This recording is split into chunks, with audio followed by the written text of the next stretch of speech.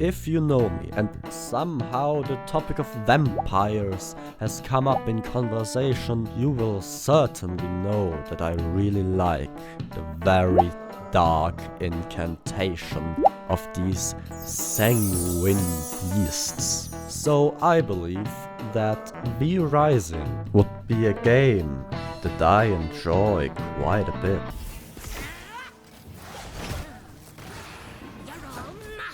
V Rising is a 2024 action role-playing survival game developed by Stunlock Studios and published by Level Infinite. It was first released in early access for Windows in May 2022 before officially releasing 2 years later with a PlayStation 5 version that released on June 11th, 2024.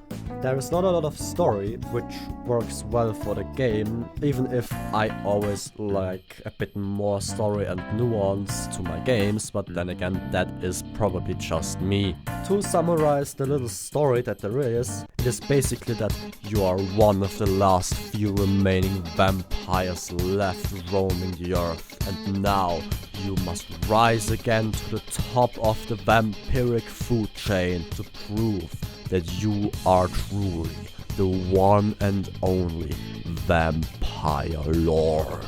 Or something like that, I believe. Look, I only got one cutscene that you're already seeing in the background for this to summarize. The official Wikipedia page where I get the story from when I do not have an idea on how to summarize it, or don't have a good grasp on it, also has nothing, like it doesn't even exist. So I really don't know what to tell you here. But I still don't want to tell you that it doesn't have a story, because it kinda does. Now, I feel like I quickly have to say why I talk about this game and why I stream it so much. It's actually quite simple. It's mostly because I've been looking for good games where you play as one of these neckbiters for ages before Re-Rising, that aren't shitty romances or have you fight these sanguine beasts. And after seeing the small hype it had back when the early access came out on YouTube, I decided to check it out myself back then and streamed my journey through the game. And the game really grew on me, not only because I streamed it, which is always really fun, but also because, well, I believe it's quite a good game and it deserves a love letter of a video like this. But now that V Rising is actually fully out, I think it's time that we give it the proper respect that a game like this deserves. The gameplay of V Rising I divide into a few parts I call exploration, hunger, gear, base, spells and bosses, or so let's go through them one by one, starting with the gear. Each set of boots, pants, top and gloves, gems as well as weapons have a level assigned to them, each of which is added together to make your total level. After upgrading to copper, you unlock weapon skills that depend on the weapon that do a bit of damage and can really help during fights. The gems are small boosts to your spells, and the spells we will talk about next. Spells are pretty much just what they sound like.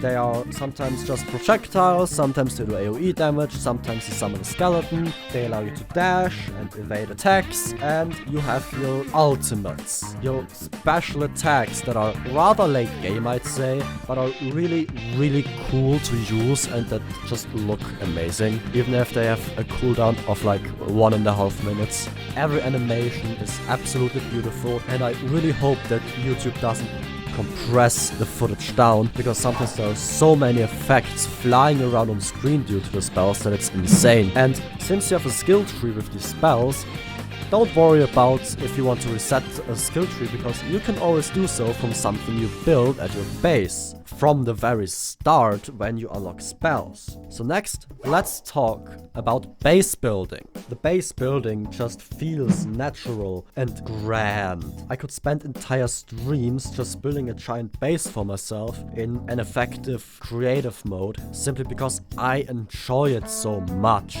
It is implemented and explained as part of your magical ability, and is very smooth to do and easy to handle, even if it can sometimes be a bit tricky, even if it shows you why you can't build things. And sometimes servants that you can acquire from hunts, which we will talk about in a bit, can be annoying because they block somewhere where you can build, because they just walk there. And so oftentimes why I can't build something is because the castle heart limit is too low and I need to upgrade it with resources you get from going out exploring and hunting. Again, we'll talk about that in a bit. And you start like with any game. You start with a small little wooden base that's basically just walls surrounding you with a bonfire that creates mist that blocks out the sun so you can freely walk around your base. But after a while, you unlock stone and can build the grand manor or castle or town, whatever you prefer, I don't judge.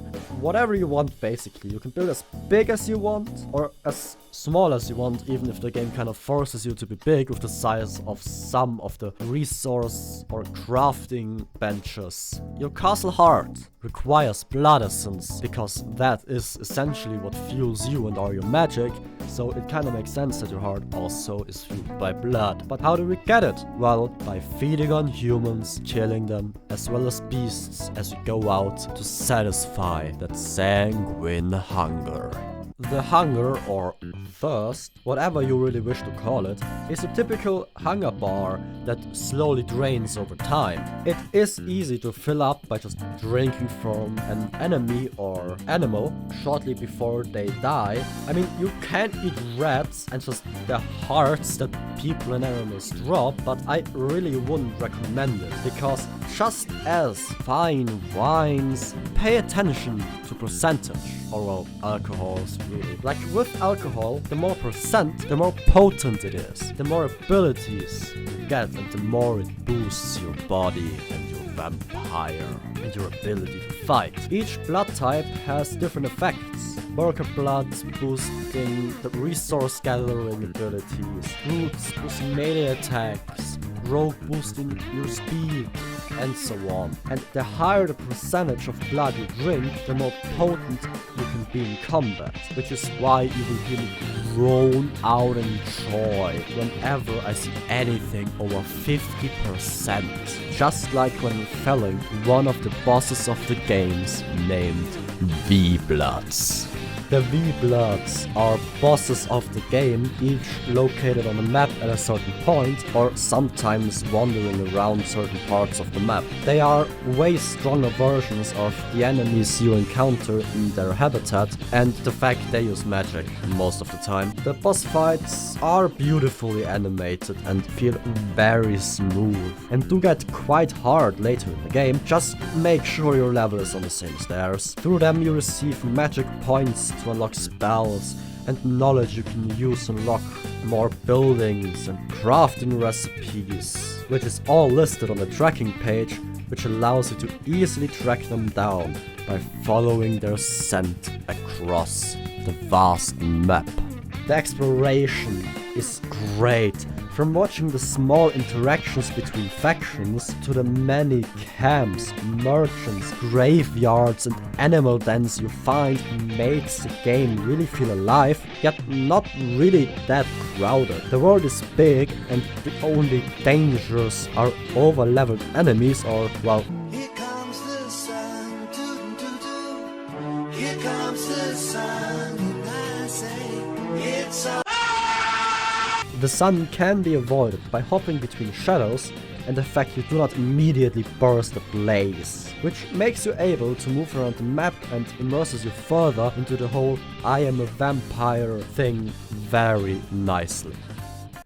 I adore the game on PC and streamed it for quite a while on it, yet how does it change when compared to the console version? On console, the first thing you notice that changes is the HUD, and in all honesty I way prefer the one on console, as it's a bit bigger and my eyesight sadly isn't the best, even with glasses that give me 20/20 aka perfect vision. The aiming is a bit harder on console and it does take some getting used to, but to me it is more accessible, yet that may be because I'm a console gamer ever since I was a kid, with my first games literally being on EDS, which is a handheld console, and I never really got that much into computer games in that style, or computer games overall really. So a controller layout probably just feels more natural to me. Overall, both versions are good and easy to play and have a power progression that feels appropriate for a vampire survival game and makes me feel like a powerful sanguine creature that is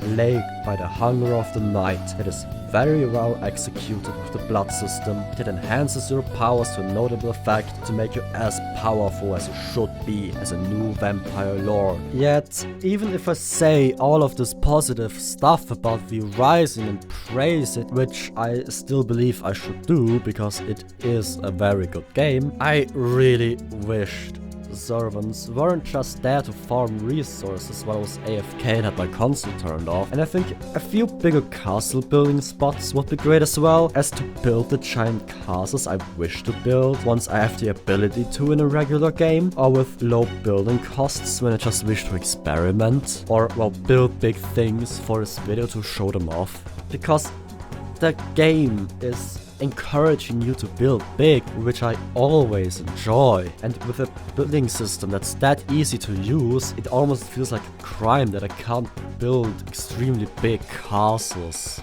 or high towers with nice gardens and very neatly and nicely spread workshops with storage rooms, instead of whatever it is that I built in creative that you see in the background, which is the best I can do because I don't know what else I can really do with places like these, which are the biggest places to build in the game. And all of that just feels rather off. And maybe after beating some boss, you could gain the ability to create a small pocket dimension like what you enter with the Dracula boss fight, where you can freely build your castle. And I think that would be really cool to see. And it wouldn't even lag servers that much, because most of the castle that you would build is, well, not forced to be loaded on the overworld, right? Please keep in mind, all critiques are made with zero knowledge of how to make games or how hard it is to do so, as Kuro has zero game making experience. I would also really like for the Throne of Darkness to have a use or act as a better version of the Royal Throne maybe,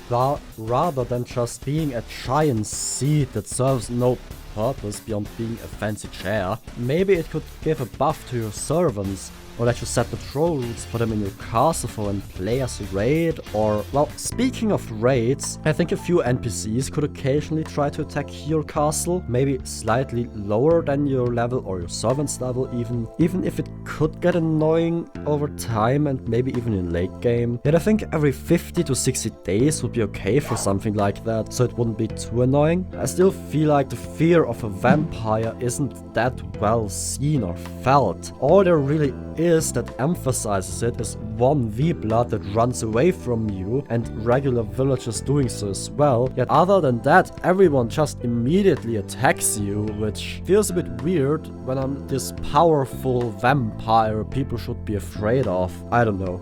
Would be nice to see a few humans traveling and running when they see you on your explorations through lower level areas that you've already been to and where you've slaughtered quite a few camps and people. Almost like the myth of this vampire is spreading through the region. But then again, I see this as being nitpicks and critiquing on very high levels, because I doubt it is easy to implement, which in all honesty I'm already not a big of a fan of, but seeing as it's still being developed, I kinda wanted to give some feedback on what I personally would improve upon in the game before they said, hey, we're done with it, we're going to work on a new V Rising or another game. If you made it to the end of the video here, leave a like, kind of been that awful, right, since you stuck around. Subscribe if you decided to watch more and more of my videos. Now check out my review of another game that I received to give it the love it deserves, which is Neon White, or my latest video here if you wish to check that out. Yet that's all the time I have for now, and with that, ciao neto, ciao,